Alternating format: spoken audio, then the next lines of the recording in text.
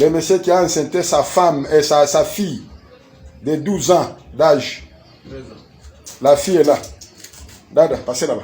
Où est-ce que Bonzambe, na bonzambe, Lola, les autres simana, on a koloba kenzamba boto croyez. Les sous-sois finalement c'est un grand merci na bande union tout bazola na biso de partout là na moni papa na biso pasteur fait amis à la bouche autorisé de l'Éternel depuis Zurich na filo moko ya motema ya Bivens de Homo depuis Londres pe na maman Gisèle Lukelo motema papa Emmanuel N na Boston. Bonzambe na bonzambe yesu nde mosuki si toujours na cadre ko informer bino bien aimé. Tozali na apôtre Basile ok boyebi très bien to me kosola na bisolo ok biso nyonso tomoni vidéo papa abimi atie mwana naye abota ye moko zemi bien aimé dans le Seigneur donc beaucoup na bilili to me kosola on a apôtre Basile ok boyebi très bien shalom papa shalom de Kwalvi boni ça va yeso ki biso mwana ngolo nzambe ça va liloba na bande o bazolanda apesi bande nyonso bazolanda biso mbote partout place aux alliés na ndako na yo na libota na famille tika nzambe alola a pambola biso la même mission tina suka oza jamais déçu. OK apporte to na sujet na biso hein yo polanda ki bilili yango après avoir kolanda vidéo elo nino koloba bon elo na koloba ya liboso za ke za esprit attend de la fin marambo yo ne rappeler ngai tournée missionnaire mon azali na niveau ya Congo central. Quand on a quitté na Congo central na commune à Kimpese na kutana na Kamoro boy mais zaki na ça service à délivrance moi bambanya banjolela abanjolela l'air culte sili na moni aye je crois bateau batala ba stati na ba mona ba des fois na tchama na ba stati aye mama ni note papa ngande na zaboye na bota na beau père na ngai to botina mona Bousne mon amour noté bavandara donc moi si aya libala na belle famille parce que nzo nenda aya libala na belle famille wana papa akoma bimana papa bokilo babota mwana moko siko eloko wana créer nini et créer ce que papa na mwana ya mobali bakoma na bitumba chaque jour babundaka makambo oyo mwana mobali ayeba te papa na bundisake pona nini mais moi si ayebi moi si ya garçon na yebi que so papa na ça prendra na mwana na ye c'est parce que abotana e mwana ayebisinga bisko pasteur na yeba te na oloba nini na osala pe nini par rapport à kao na bana bano réfléchir na bise bandaka nini na bina comprendre te na monika na butu mo be papa ye côté la ngai so pas médecin nga masanga tellement mobali akenda ba bilanga sala ba 2-3 jours kuna so pas kenda ba pêche lo bon alors babiloko yo tant na moni yango et rappeler nga histoire wana parce que c'est moi histoire mon la ya pona contact na pasteur wana alors quand je vis papa o akekocha mwana na ye moze ezali Bible ezobenga ngo abomination. D'abord la Bible interdit que papa ko mwana été. La Bible interdit moi n'a pas ko bimana papa n'a été. Bible ezobenga ngo abomination. Il y a même ba disposition sur la Bible ozolo ba ke ba acte boye moi c'est ko tika lobota te. Ba acte boye ba nana ba okota na sa malédiction. Alors tant que tout le monde a babiloko eza pona otalisa bandeko ke mukilo to komi nango lelo Satan a assis à pénétrer ma famille, pas pénétrer ma télé. Parce que l'acte aboué, ça veut tout simplement dire que le diable maintenant a commis une voie d'accès dans la famille. Il peut maintenant envoûter, il peut maintenant maudire, il peut maintenant causer tout parce qu'il a déjà pénétré la famille. Et Babiloko, Babiloko Mobo, ils ont ébélé dans la famille. Bamsou babota ba na te mais Bamsou même va se faire avorter. Papa tchaki zemi wa moni bolikambo ko sala mabote ba kelo ngola zemi mais en réalité ba si ba yebani nzoto. Donc malédiction est quotidienne dans la famille. Donc si je peux dire quelque chose, ezali ba abomination moko oyo ba comprendre que et ko détruire la famille on a plus tard. Voilà. Parce que papa basi na bande ko ke ba abimana leki moi si abimana leki na ye ya na ye ndeko na ye bazolanda o makambo yo bazo courir ni na sima na bango. Oui, je crois Bible nzamba ibisi Moïse boy. Abi tu diras aux enfants d'Israël. bakosala jamais makambo oyo bamonaki ebanosama na kati Égypte bakosalaka pe te makambo oyo peuple oyo bazalaki kooccupe terre promise babandeki kosala mpo eza à cause ya bamakambo wana ndenge na obenga na bango.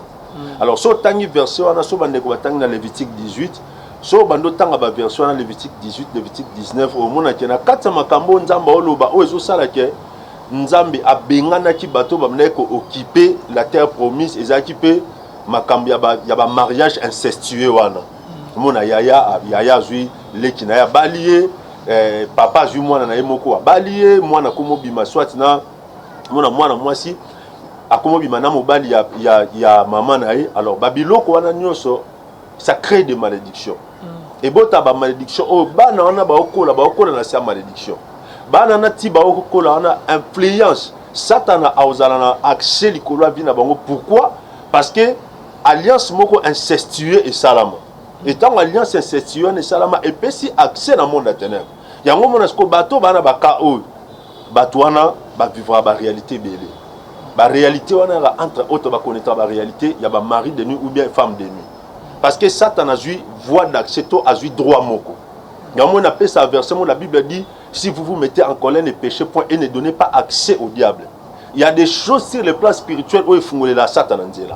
Il y a des choses sur le plan spirituel où il peut ça que monguna azwa moyen ko opérer na kati ya mutu et na kati ya biloko wana ezape ba mariage to ba alliance incestueux oyo okoza olanda ngata mso bimana cousin ou bien na cousine na yo tamso oyebana nzoto na parent na yo tamso oyebana nzoto na papa ou bien na maman tamso oyebana nzoto na ndeko moko wa famille et Satan sala biloko wana zara so muta poser acte wana Satan akomo lukana avec conscience na été ezala ngoka cousin aza cousin moko élargi aza cousin moko ya musika et ça na ngolo tout ça. Or en réalité alliance ya makile salami. Or alliance ya makila tango c'est salami bongo déjà bien aimé Satan a eu accès Satan a eu nzela. Alors na bande ko lo bato baza sija makambo okoba no connaître ba réalité belé et entre autres okoba no remarquer na vie okoba na ba dépression moko ibate uta wapi yango mona mutu so zala osantaka ba nervosité moko osanta ba traumatisme moko oyo okoka pena ko comprendre mais babiloko euta en réalité ekouta na du fait que obimana ndeko na yo okoba ndo constater babilo mo déjà moi si moi abutu e bate moi sa butu auta wapi okoba ndo constater mobile abutu e bate auta wapi nzoka nde en réalité ezali à partir ya alliance ou bien à partir à consanguination au salana ndeko na yo bokinda sanzoto membre moko ya famille ne écrit biloko wana. Parce que la Bible dit tu ne découvriras point la nudité de ton père ni de ta mère. La Bible dit tu ne découvriras point la nudité de ton frère ou bien de ta sœur, c'est l'abomination. Alors Bible bato bazara na kata biloko wana ndeko Alvin ba connaîtra la réalité belé et ko créer pe maladie moko. La plupart ba maladies incurables o ba connaîtra na ba vie. Et ça na ba origine belé. Parce qu'il faut dire aux gens, la maladie mususo babela na vie ezaka maladie et se développer boité la maladie mususo à partir ya masumu o à connaître. Yango mona tango yesu abikisi mutu moko abikisi paralytique abi va te péchés sont pardonnés. Donc c'est que eloko esala que mutu wana a se retrouver na paralysie wana ezanini masumu. Mais sauf que le Christ n'a pas déterminé masumu wana uta na mutu wana et uta pas ba parent ou bien pas nan. Yango mona tango ba disciple ba moni aveugle né ba tuni so abi qui avait péché. Les gens doivent comprendre que ezala ba maladie monsieur se développer na kati nzoto. Ezala ba maladie moko dit au péché. Tant on ba dit au péché, ezala ba maladie mo e ko tapé na ba alliance incestueuse. Au bimana cousin, au bimana cousine na yo, au bimana ndeko na yo, ou bien même na parent na yo lokola mwana oyo. Tant mususu au connaître nzoto na papa aboti yo ou bien moi mobile connaissance na maman na yo moko ça peut créer aussi certaines maladies. Alors bato bazana kata biloko il connaît beaucoup de choses sur le plan spirituel au bako définir en outé or et outa pe na kata alliance ya boy. Voilà. Ce que bano ba botaminer que papa botina moi mais ce que moi nango azo courir risque ni. Oui, d'abord moi na abotamina sa malédiction. Et ça le roi ndeti Lot. Lot moi sina komi stati en ciel nzamba bimisi Lot fc ndo ke bo mikotala simate moi ça Lot atali sima Bible bien komi li banga mungwa. Alors tant ba komi na kati ya mboka au place Lot akenda trouver refuge bana ya Lot babi tomoni a moi si azate muto azate papa na biso atikali moko. Alors qu'est-ce que nous allons faire? Il faut tobota papa na biso baboti ba moabit baboti na ba amonite so na ko bosa te place wana. Mais au moins que bano babota ki wana d'abord ba ki bana mo ici na alliance moko interdite. Bazaki bana asi à malédiction. Ndo mona pays o esalaki ke tango Esther, tango mama Naomi alongwe na mobali na Elimelech bakie na mboka ba Moab ndi akenda okufela bana kuna machino na Gichlon. Donc bano babotami na alliance oyo bazalano bana moko babotami na se ya malédiction. Yangwana David azolo balobi, je suis né dans le péché et ma mère m'a considéré l'iniquité. Ça ne signifie pas que David a botami bon mais na c'est juste passage Joanna. Donc bana babotama na se ya malédiction, bazobotama na se ya alliance moko incestueuse o na vie na bango. Baba nous connaître la réalité de l'eau bautique à le définir en côté. Alors pour na bana wana, il faut vraiment ba les canasser à délivrance ba sambela pour na bango. So ba sambeli pour na bango te, baba nous connaître la réalité mo ya vie o ba nous définir en côté. Baba nous connaître ba moment mo bo o azui baté mais vie ezo tourner boyendeni. Tam suna kota nganga te na simba ki cité na zo eloko mutu te mais abando connaître makamoko oyo a ko définir en côté na vie. Parce que ndeko Alvin, il faut dire la vérité, il y a des gens au moment makambo jusqu'à présent a encore définir. Est-ce qu'il y a joué le quoi mutuna butu? Est-ce qu'il y a yibé le quoi mutuna butu? Mais ce qu'on fouillé, parce que dans matière à délivrance, qui dame kosolana mutu ça très important. Koluka koyeba origine à problème au tuab. Yango mona tango nzamba e pa Adam, abano tuna Adam où est-il? Mais nzamba e be place Adam ça me faki Adam e mora loba. Alors ceux qui mutabo tamina ba alliance aboy, banana baza sujet à malédiction. Il faut prier pour nabango, il faut les kanakata à délivrance. Ceux qui te connaître la mauvaise sort na kata vie. Merci apôtre Basis. Oui, et puis eza elo monsieur Zarani ba parents ba ko akobota mwana na alliance mo abongo mais abombela mwana. Donc abota mwana na ba condition mo abonga bike mwana na bota ina ndeko. Mwana na bota na mututel maluki prétexte moko ya ko pesa soit mobali moko mwana wana. Pas bimisa kaza mwana ninte mais yemo en soi ebike mwana na bota ina mutu intel. Siko bato bongo pe na vie, ce parent ebisa ke lo wana te. Il faut le kanzambe na profondeur pour nzamba à définir origine. Pour ça à définir ou bien situer origine était à cause de la problématique na kacha vie. À kokufa, à ko banokuta na ba accident, ko banokuta na ba promo oyo, azoko situer ngote. Zo a des problèmes na izango na mokili. C'est premier nzelo ayela ki faut ba kata alliance wana. Pour ba kata alliance wana pour tika libre. So ba kata ngote Satan a toujours na ba droit ya ko prévaloir likolo vinaye.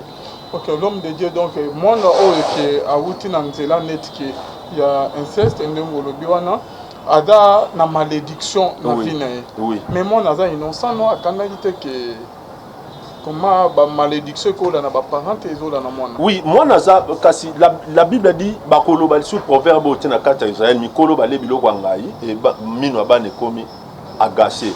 Au fait, ba union to ba alliance wana ya ba inceste wana, ce sont des choses qui sont interdites dans la Bible. Ce sont des choses abominables. Tant on nous a montré ça Moïse ba loi. Abi ceux qui n'ont benga na bateau na mboka, ils a cause ba acte o. Nous avons notamment ba acte na Lévitique 18. Abi parce que papa renoba la mwana na. Papa alors et ça bilu ba acte wana salini essuyer mboka. Muta batabotami ana problème te. Mais est-ce qu'il sera pourchassé par le diable à partir de Makila Nzelo a Yeli? Nzelo a bimeli wa neza bienté.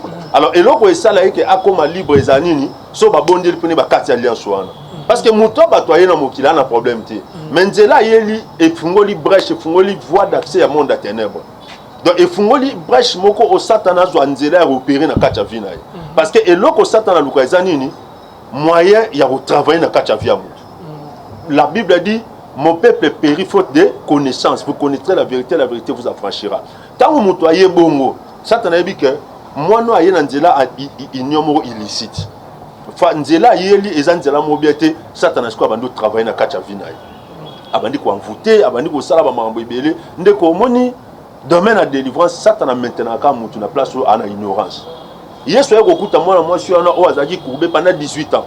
Tant que Yesu a bikisi bat ba commencer à débat mais au Congo lendeni lelo ezam ko lo saba lelo basala ba miracle te yesu atuni bango nani yango so abungisi nyama na ye mokolo ya samedi aotika lolanda ye te mais ce qu'on ndeni mwana abraham satana kanga depuis 18 ans donc satana ko diembelo ne lo mo ba diembelo wana 10 ans 15 ans 20 ans soko ozwi connaissance nango te a maintenir yo wana so Christ a ye place wana te otika la wana au monde bende likambo lukela ngo ba makambo ebele bene so ande problème no eza origine na yo et ça peut na bana musu na ko ke plus loin ça peut na bana musu moi si na ndako libala mais atrisha na ko tricher wana pe akena ozwa pese OK mais ce ko azwa pe mwana na mama conscience ne mo ebike mwana azaka mwana mbali na ngati mais si ko moya lo bango pe exactement pour protéger mariage à bombi bana na pe bazaka sujet ya ba problème OK parce que dans ba mabale belé basi hein ba botana mibali musu mais ba pesa bana pe mibali azui a tricher et coïncider zemi mais ye moko siko azoye batero kwaza mwasi ya libala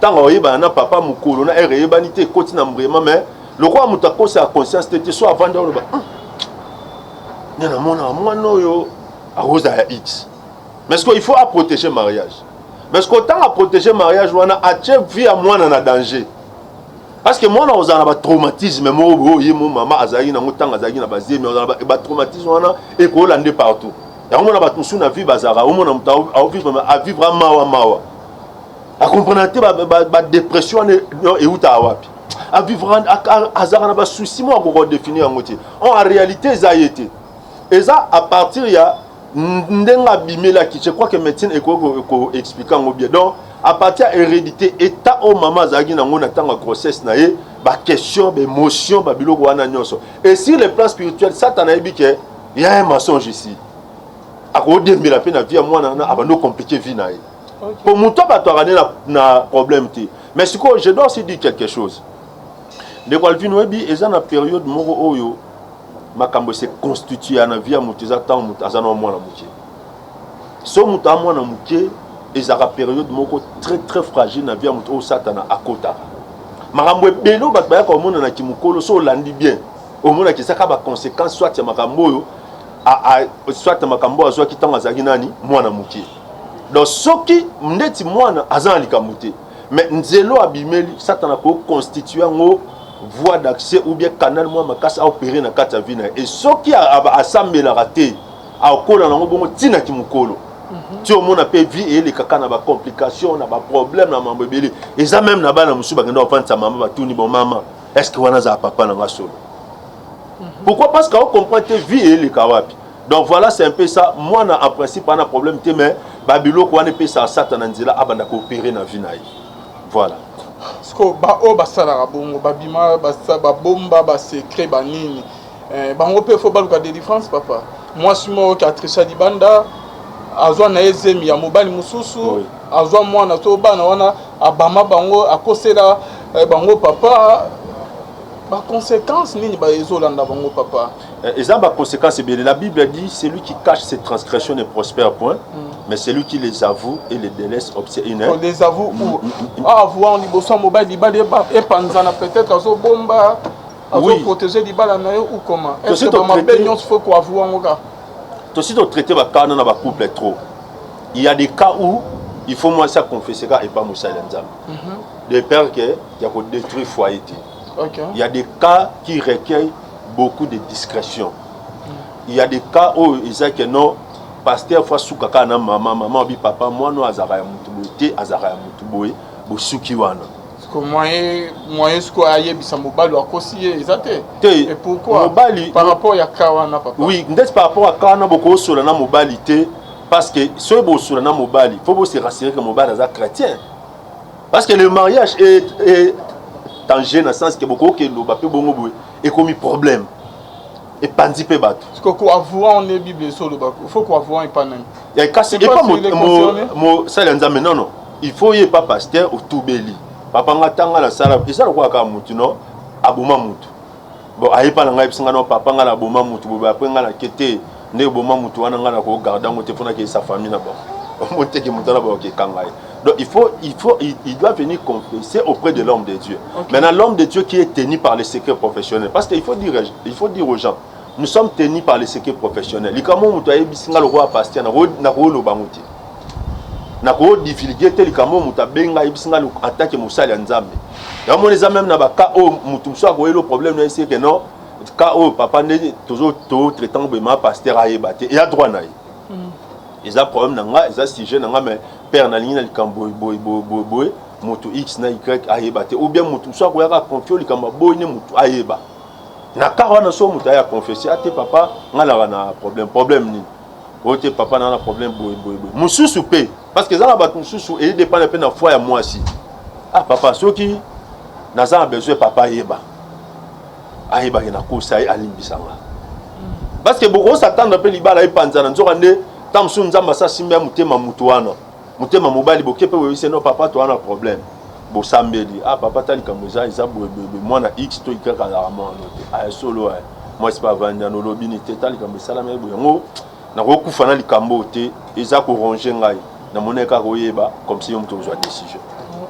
bon mon appel boy mobali pe na place bano quand tata msusu famille ko panzana a obengana moi so na moni penzo ande molimo santo ça transformer ya brisaille déjà alimbisi pe moi sine bazongi en ordre voilà ce que et tika la problème na bango mibale est-ce que toi accepter moi na ba condition na ou bien tozong ça makila n'est pas mukolo nango ou bien makamnyo wana mais en réalité maman doit confesser auprès de l'homme de Dieu que tu na sala boy na sala ezalo kola tokolo baka kawana te et goza pe mobalo en gros ça moi ça libala moi ça libala bena ya oui c'est que papa ngane na zaboye moi mentionné ça bota moi na la moi na ngai ngana to yebi me ngana ko kalisute siko likama bongo OK vanta couple ba tukuna to lobake ta to na x na y ka lobake wana mwana na ye et suka bino mbale mais il faut tika mwana wana nzamba sungai ayeba nzamba sambela parce que makila na ye eza sujet à débat yango mona pe papa mparam so akobota pe mwana bona mwana na esimba te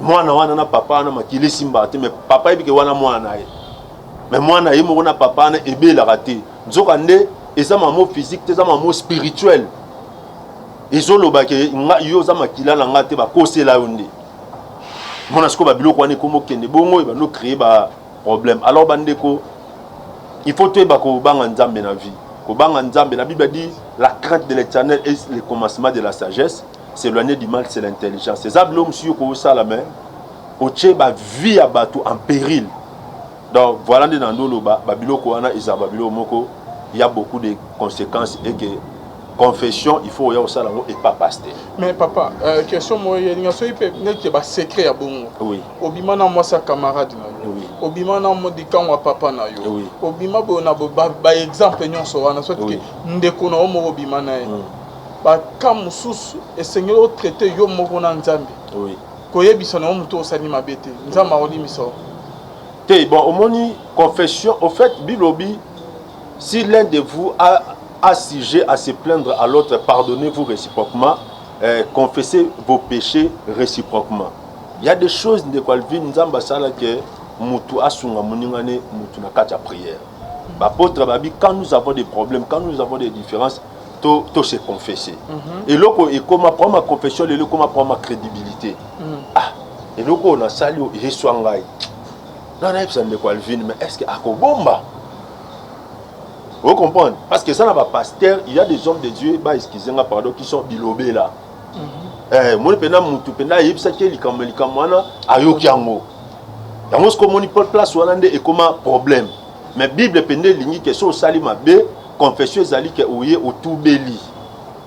Na koye pa na yo na confesser yango. Atanga na koyaki, tanga na salaki boye, moni mwana na azala mwana na azala mwana mutu boye te ou bien nga papa na biso azwaka ngai. Tant Jacob azo pambola bananaye. Moi na Jacob a liboso ezaka nani Ribin. Mais Jacob a béni Ribin a ibiseni. Abi Ribin, toi tu es mon premier-né. Ma force, le prémisse de ma vigueur, mais tu n'auras pas la prééminence parce que tu as souillé ma couche en y montant dessus. Qu'est-ce que Ribin avait fait? Ribin a kenobi manam mwasi na makangu ya papa ne Jacob. Jacob a lobé l'autre, mais nous avons papa gardé l'autre. Tant que comme un placement, Riba qui a joué moi papa naï. Tant que comme un niveau, tant Jacob a no pambola bata, bengi ba abando pambola bane, a bengi ba on sur 12. Aïbsi Riba lobby, toi tu es ma force. En principe, il faut y avoir la droit de naissance. Il faut les pas la famille natique pas mais aux angotés. Aux angotés pourquoi? Parce que au Kenya ko bimana moi sinangai. Et puis so tangi na Bible au mona babi même pas moi siné mais likangu de moko concubine. Akena bimana. Ndenga bimana wana et ça là que elongolier droit de naissance. Donc exemple on peut s'appuyer exemple que ezala ba acte musuna viso saliango elongola lipamboli mona katia mutu. Elongola couverture spirituelle moko. Jacob a dit, Ruben, toi tu es mon premier-né, tu es ma force, le prémisse de ma vigueur, mais tu n'auras pas la prééminence. Non, mon alipamboli à Jacob, a fait ça, on a Jida. Lipamboli, il faut appeler ça Ruben, roi premier-né, appelle ça Jida. Abi Jida, tu recevras les hommages de tes frères, ta mère sera sur la nique de tes ennemis, les sceptres ne s'éloignera point de Jida jusqu'à ce qu'il vienne les Shiloh et que le peuple lui obéisse. À quel point ces bénédictions, en principe, on appelle ça et pas Ruben. Parce que tant que pambola a banni na Ruben. Aïpsi riba biyo na pambolo tepo okenda bimana mwasi na ngai. Donc eloko wana ya mwana ko ke bimana mwasi ya tata na elongo les bénédiction wana. Aye pas Simeon na Lévi, aïpsi ngabi Simeon et Lévi sont frères. Leurs glaives sont des instruments de colère, tout ça je maudis leur colère. Simeon a Lévi a disqualifié ba. Ndetanga yo comme a disqualifié ba pona kanda. Simeon a Lévi a disqualifié ba pona kanda Pourtant, ba viola dina. Si maintenant, Simeon a Lévi ba kendaki, ba kerubuma mokana mobimba. Ba kosi ba tamboka na babi bon, bino lokola bozumo na biso bouquet de vergers, qu'est-ce que nous allons faire? Il faut bosser à circoncision, ba mibali nyonso comme ça to pesa bino mwana. Tant ba tona ba ke ba sali circoncision na nzo ane bango ba na plan ba koti ba boma moka mobimba. Nzo kande loko wana papa bango amela kiango. Tant la commune de bénédiction, Abi Simeon et Lévi son frère, j'ai maudit leur colère. Je les disperserai dans Jacob. Et dans le ordre, il y a ça tant que Lévi a eu sacerdoce, et ça dit que dans le Israël, Lévi a un mbokate. Lévi a un mbokate, mais et où ça partit à Maloba, Jacob a dit que je les disperserai. Yango mon attend Kaboli mboka Lévi a dit na mbokate. Et où tu places wana. Des bénédictions, bah européen s'agida. Mais la bénédiction en principe il faut qu'il Ribende azwa bénédiction mais azongo te pourquoi azongo te parce que akenda ko simba moi si a papa nae dans la simi moi si a papa ne et botte les malédictions. Donc qu'est-ce que cela signifie? Tant soki mutu nyonso moi si ou bien mobali à chaque fois que obimana ndeko na yo ou soit à chaque fois obimana parenté na omoko à cause de la cousin, à cause de la cousine, à cause de la yaya, à cause de la tata moi c'est cause yeba que aux olongo la couverture mon spirituel, olongo la bénédiction mon akati no pe oko ta malédiction. Il est compliqué on a kati à vivre. Voilà ce que je peux dire. Merci beaucoup apôtre Basile. To comme na fait émission na article yo message au cours de Yasuka na bande bazo dans yo. OK, et l'on a ko lo Yasuka ezabo. Bien aimé vie to comme na ngolelo, il y a beaucoup de réalités spirituelles. Il y a beaucoup de réalités spirituelles et la Bible dit mon peuple périt faute de connaissances. Ndeko monde à ténèbres éthique la mutu apparence et beauté réalité. Satan a tiqué la mutu apparence, bako tiqué apparence à beauté, bako tiqué apparence à intelligence, bako tiqué apparence ya naibité, bako tiqué apparence à diplôme, bako tiqué apparence à mutu voyageur, bako tiqué apparence à mutu mbongo, bako tiqué apparence à homme d'affaires ma casse, bako tiqué apparence à mutu ayebi belé, mais bazui li pambolé zarana kati wana baké longolango.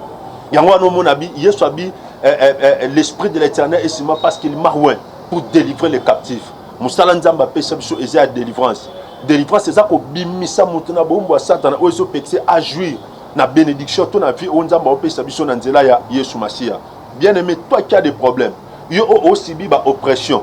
Yo senti que vie est tambola bête. Yo senti que quelque part Satan mo aokanga yo tu as besoin o le kanaka ta délivrance. Yo po za na kata makambo OK soit obimana pa soit obimana parent na omoko ou soit même papa na yo maman na yo yaya na yo ndeko no mo ya famille o penda kwa yo mo yebi ki wana za ndeko na nga cousin na ngai aza cousine na nga surtout makambo ezaka trop na bato bagenda ba congé surtout makambo ezaka mingi na bato bokoni na lupango ya famille cousin moko abandé ko ya bomo na cousin moko comment ya trop na kasa ndako nzoka ndako mo bima diana petite sœur bomo na cousin moko comment ya akoma ya mingi na kata famille nzoka ndé bakoma mwasi na mbali na yaya bomona ka cousine moi comment ya tala bino tondo rande alliance incestueuse et salama déjà yango na bien aimé soza na kati ya makambo il faut basambela pono ma sœur so zala makambo bi ke bota mwana moko mais yo tatona ti lelo et tikalo ko kufana likambo na jamais Yesu Masi ana besoin kangola Yesu Masi ana besoin makila mwana na basambela. Il y a des cas à Thessalie 10 ans, à Thessalie 15 ans, à Thessalie 20 ans. Yesu alobi et cette fille d'Abraham que le diable avait tenu captif pendant 18 ans. Donc ezama comme ce sont à m'intervenir. Bien aimé, au sein de 15 ans, au sein de 30 ans ici la terre, il faut basambela pour nous. Beaucoup de gens ont des problèmes. Il y a le pasteur, commis moins sérieux, pasteur, ça la beauté. Peu importe makambo les canaba hôpitaux, to kendaka ko consulter ba médecin. Aussi longtemps que on a toujours un problème, tu auras besoin de sambela pour nous. Tu auras besoin d'orienter la prière. Tu auras besoin de qu'est-ce que tu vas faire pour que Nzambe afungo la vie na yo. Nzambe apambola yo na ina tiko na kata prière yo mtebi ko na promotion ngolo kota contact na biso benga biso tozo attend ensemble la pona yo tozo attend ko orienter na ba prière tozo attend yo tal sur qu'est-ce que tu vas faire et le Seigneur ne manquera jamais à te bénir na ina sambe la pona mutumo aza malade na ina sambe la pona mutumo azo sentir makambo zo simbate na ina sambe la pona mutumo azo sentir ba dépression et que Nzamba bimso na kata ba situation difficile. Dieu d'Abraham, d'Isaac et de Jacob na zo sambe la pour maman moko, papa moko, yaya moko, oazuli baku alandangai. Oazan malade ya bika, oazan a problème à solution. Oazangi kimia pesa et kimia. On a tout maintenant l'esprit mabé, azala délivrer au nom de Jésus-Christ. Je te bénis matériellement, financièrement, spirituellement au nom de Jésus. Amen. Contact nous sur la plus 243 89 69 16 721 plus 243 89 69 16 721. Benga biso tokozwa tan rosambela pona yo nzamba a pambola ndeko Alvin a pambola frère na biso Arnold na régie. Que mon Dieu vous bénisse.